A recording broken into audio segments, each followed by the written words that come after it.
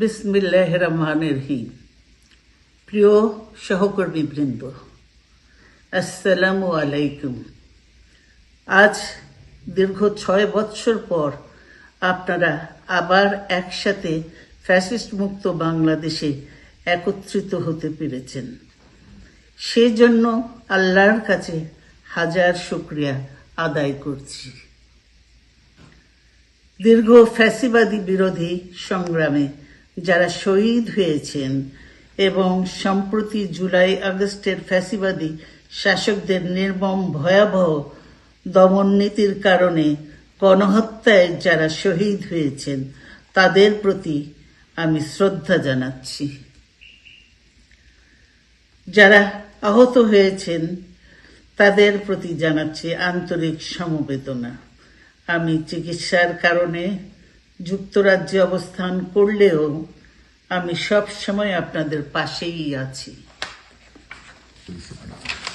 দীর্ঘ 15 বছর গণতন্ত্রের জন্য, আমার মুক্তির জন্য আপনারা যে নিরন্তর সংগ্রাম করেছেন এবং আমাদের অসংখ্য সহকর্মী প্রাণ দিয়েছেন, জুলুম নির্যাতনের শিকার হয়েছেন এবং প্রায় 1.25 লক্ষ মিথ্যা মামলায় জর্জরিত হয়েছে, এখন আদালতের বারান্দায় ন্যায় বিচারের জন্য ঘুরে বেড়াচ্ছেন।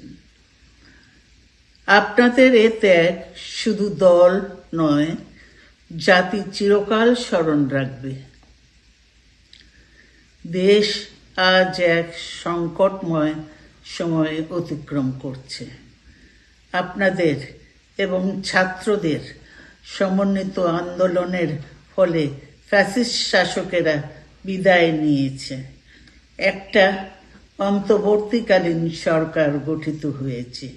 তাদের কাছে জনগণের প্রত্যাশা, রাষ্ট্র মেরামতের ন্যূনতম সংস্কার দ্রুত সম্পন্ন করে গণতান্ত্রিক ব্যবস্থায় ফিরে যাওয়ার জন্য সকলের কাছে গ্রহণযোগ্য একটি নির্বাচন অনুষ্ঠান সম্পন্ন করা।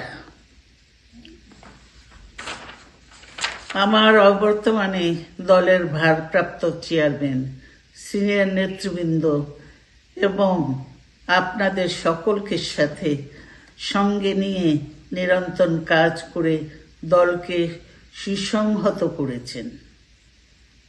আমি আপনাদের ধন্যবাদ জানাচ্ছি।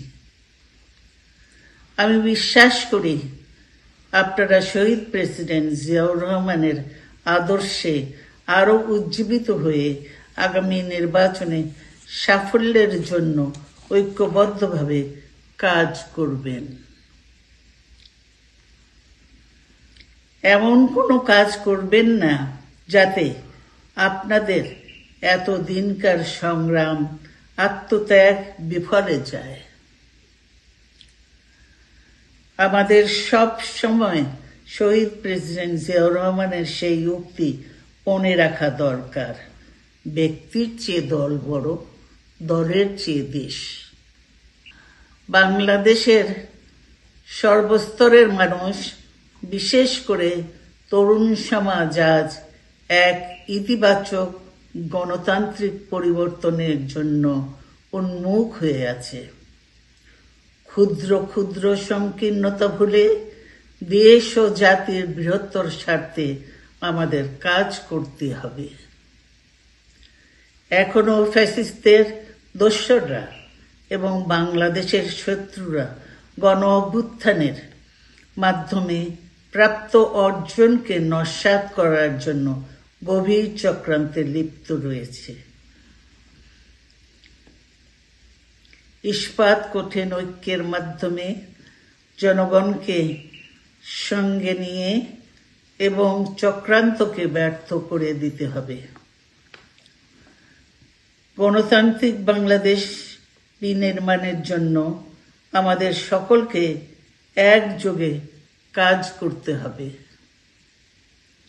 আসুন আমরা আগামী দিনগুলোতে শহীদ জিয়াউর রহমানের স্বপ্নের আধুনিক, সমৃদ্ধ, গণতান্ত্রিক বাংলাদেশ বিনির্মাণের জন্য আমাদের সর্বশক্তি নিয়োগ করি এবং এত ত্যাগের বিনিময়ে প্রাপ্ত এ অর্জনকে সুসংগত এবং ঐক্যকে আরো বেগবান করি।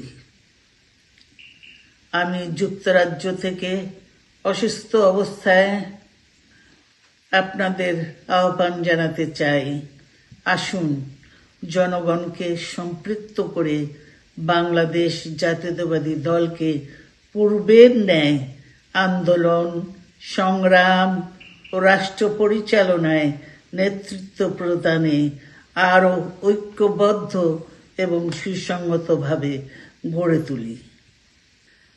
আপনাদের মাধ্যমে ছাত্র, যুবক সহ দেশবাসীর কাছে আহ্বান রাখতে চাই,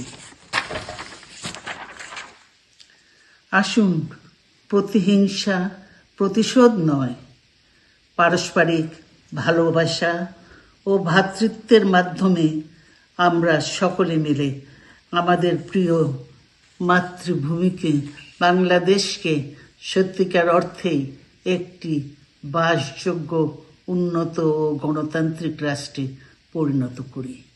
আল্লাহ হাফেজ। বাংলাদেশ জিন্দাবাদ।